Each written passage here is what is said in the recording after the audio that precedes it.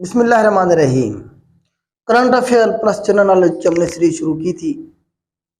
आज का क्वेश्चन है 16 दिसंबर इन हिस्ट्री कौन कौन से इवेंट हैं जो 16 दिसंबर को हुए जिनके बारे में कमीशन पूछता है। तो पहला इवेंट है हमारे पास बूस्टन टी पार्टी। तो इसके हवाले से सवाल बनता है, तो ये 16 दिसंबर 1773 को इवेंट हुआ था बूस्टन में। बूस्टन, ये मैप में मैं आपको दिखा रहा हूं, ये हमारे पास यूएसए है। ये सारा हमारे पास बेटा क्या है, यूएसए का मैप है ये सारा। तो यहीं पे ये अटलांटिक ओशन है, ये अटलांटिक ओशन है। तो यहीं पे हमारे पास बिल्कुल एक छोटा सा जो है ना जी एक पोर्ट है जिसे कहते हैं बूस्टन पोर्ट।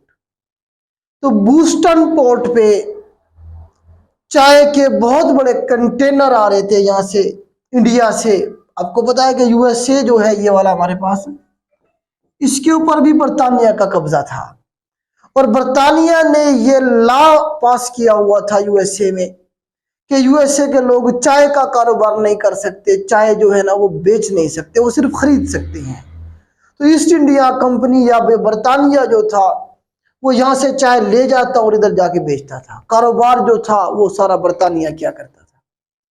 तो यूएसए के ऊपर जब बर्तानिया का कब्जा था, तो तब की ये बात है 1773 की। तो इसमें the Sons of Liberty, USA की जो 13 स्टेट्स थी जिन्होंने आगे चल के आजादी की जंग लड़ी, तो उन्हीं की एक खुफिया तंजीम थी जिसका नाम था सन्स ऑफ लिबर्टी। तो उन्होंने पहला हमला किया था यूके पे, बर्तानिया की गवर्नमेंट पे। बूस्टन पोर्ट का नाम है असल में, बूस्टन जो है ना वो समुद्री पोर्ट है। यहाँ पे वो चाय के जहाज पहुंच रहे थे, तो इन्होंने अटैक किया और सारी चाय को समंदर में गर्क कर दिया, समंदर में अटलांटिक ओशन में डुबो दिया। इस इवेंट को कहा गया बूस्टन टी पार्टी। तो ये कब की डेट है बेटा, 16 दिसंबर 1773 का ये इवेंट है बूस्टन टी पार्टी। अमेरिका में अमेरिकियों ने बर्तानिया वालों की जो चाय थी वो सारी की सारी डुबो दी। कहाँ, बूस्टन पोर्ट पे। तो ये इवेंट है, इसके बारे में सवाल बनेगा। उसके बाद नेक्स्ट इवेंट है हमारे पास फॉल ऑफ ढाका।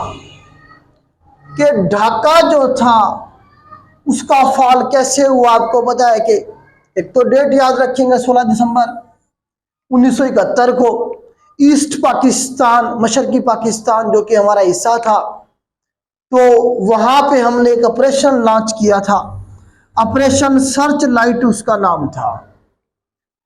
क्यों हमने ऑपरेशन लॉन्च किया, क्योंकि जो बंगाली थे उन्होंने सिविल नाफरमानी और बहुत सी तहरीकें चला दी थी पाकिस्तान के खिलाफ। क्यों चलाई थी पाकिस्तान के खिलाफ? पाकिस्तान में उस वक्त याया खान बैठा हुआ था, डिक्टेटर। तो इलेक्शन जीत के आई थी अवामी पार्टी, मुजीबुर रहमान की पार्टी। 160 के करीब उसके पास सीटें थी, लेकिन उसे हुकूमत नहीं दी गई। उसके मुकाबले में भुट्टो साहब को कहा गया जी आप हुकूमत बनाए। तो जो पार्टी जीत के आई, अवाम की हिमायत उनके साथ थी। तो जब उन्हें इक़्तिदार नहीं दिया गया तो उन्होंने क्या किया, फिर तहरीकें चलाई और पाकिस्तान के खिलाफ जो है ना मुख्तलिफ जब तहरीकें चली, तो हमने उन्हें दबाने के लिए बंगालियों को हमने क्या किया, हमने ऑपरेशन सर्च लाइट लॉन्च किया। इसके बारे में सवाल बनता है कौन सी डेट को किया हमने और कौन सी डेट को ये एंड हुआ। तो 26 मार्च को हमने ये ऑपरेशन लॉन्च किया। आज भी बंगाली जो है, बांग्लादेश वाले जो लोग हैं, वो अपना इंडिपेंडेंस डे 26 मार्च को मनाती हैं। ये ऑपरेशन शुरू किया हमने 26 मार्च 1971 को और ये ऑपरेशन एंड हुआ 25 मई को। ये दोनों डेट पूछी गई है कि कब शुरू किया था, कब हमने एंड किया था। लेकिन मामलात सेटल डाउन नहीं हुए। अल्टीमेटली क्या हुआ, जंग शुरू हुई। मक्ती बानी की फोर्स थी और मुजीबुर रहमान और बाकी फिर इंडिया भी शामिल हो जाता है दरमियान में।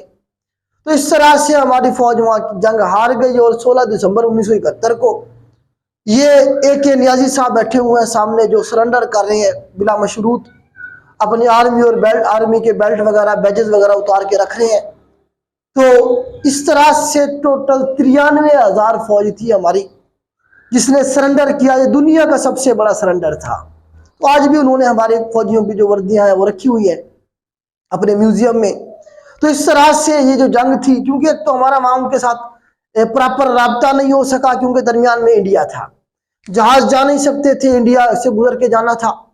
दूसरा, अगर समुद्री रास्ते से जाते तो वो बहुत लंबा रास्ता था। वहां से हमने भेजी थी अपनी आप दोस्त जो कि डूब गई थी, हमारी अकेली वाहिद जो आप दोस्त थी PNS गाजी, वो 4 दिसंबर 1971 को डूब गई थी वहीं बंगाल में।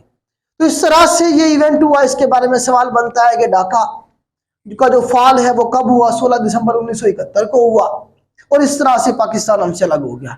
फिर पूछते हमने पाकिस्तान को कब एक्सेप्ट, हमने बांग्लादेश को कब एक्सेप्ट किया? बांग्लादेश जो हमसे अलग हुआ तो हमने इसे 1974 में एक्सेप्ट किया था बांग्लादेश को, उससे पहले हमने एक्सेप्ट नहीं किया था। तो ये 5-7 सवाल बनेंगे यहाँ से। उसके बाद नेक्स्ट जो हमारा इवेंट है बेटा वो होगा जी APS का जो अटैक है, ये भी 16 दिसंबर को हुआ था।